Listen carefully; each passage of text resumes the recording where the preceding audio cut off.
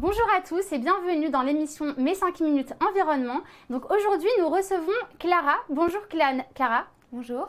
Donc Clara Venat, vous êtes porteur de projet dans ce qu'on appelle les doggy bags. Donc les doggy bags, vous allez nous dire justement ce que c'est. Mais juste avant, vous avez réalisé différentes études durant vos cursus qui vous ont amené justement à cette réflexion. Donc vous avez fait des études sur comment produire de l'énergie à partir de moyens naturels comme des micro-algues en eau douce. Vous avez aussi eu des projets anti-gaspi et justement vous avez eu le déclic.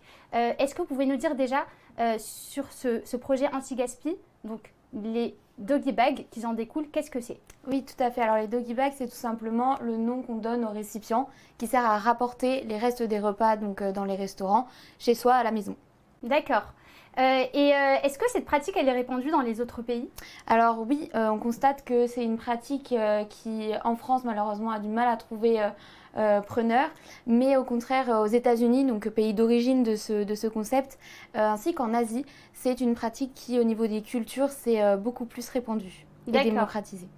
Et donc, ce serait quoi l'objectif écologique derrière ce principe? En plus, du coup, du côté moral de ne pas gaspiller, d'un point de vue écologique, quel impact est-ce que ça pourrait avoir? Eh bien, aujourd'hui, la loi qui est sortie en 2018 et qui est devenue effective en 2021 oblige les restaurateurs à posséder des doggy bags et à le proposer.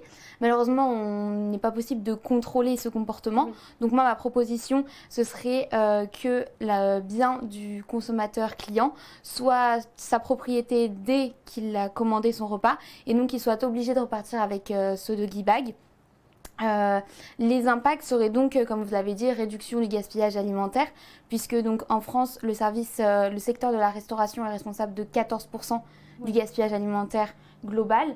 Et en plus de cela réduirait les coûts donc pour les restaurateurs. Et donc c'est une orientation vers un comportement plus écologique, plus durable. D'accord. Et vous, donc, votre projet, ça consiste en quoi exactement? Quel serait votre rôle par rapport du coup à cette démocratisation des doggy bags? Je dirais porteur d'une réforme, d'une loi, donc justement sur cette obligation, puisqu'aujourd'hui on ne peut pas compter sur le bon comportement de chaque citoyen. Il faut aller plus loin. Oui. On voit bien qu'aujourd'hui, les règles mises en place mettent du temps déjà à être effectives, 3 ans, mais en plus, elles ne sont pas respectées partout. Donc, il faut aller au-devant, aller plus loin. Les chiffres du GIEC sont alarmants et dans la transition écologique, il y a ce secteur alimentaire. Moi, ce serait proposer une nouvelle loi obligeant donc les consommateurs à repartir avec leur repas, ce qui peut leur faire prendre conscience d'une possible réutilisation auquel ils n'auraient pas pensé. Par exemple, consommer plus tard, recuisiner, partager entre amis.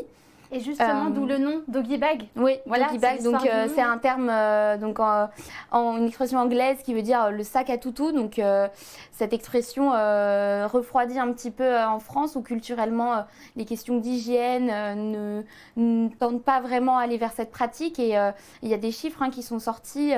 15% des Français considèrent que ça relève d'un comportement qualifié de radin entre guillemets. 11 autres considèrent que cela n'est pas hygiénique, tandis qu'un tiers considère cela inutile. D'accord. Et en plus, je voudrais rajouter que sur les menus serait mentionnée la possibilité de repartir avec ce récipient. Ah, ça, c'est une bonne idée. Et par rapport aux restaurateurs, justement, qu'est-ce qu'eux, ils pourront en tirer comme avantage? Est-ce que les clients viendraient plus vers eux, peut-être? Oui, on voit qu'avec cette lutte pour la transition écologique, les clients cherchent de plus en plus des établissements qui correspondent à leurs valeurs. Oui. Donc, on peut parler d'un soft power et donc d'une attractivité plus importante de ces restaurateurs qui adoptent une position plus écologique, plus durable. D'accord.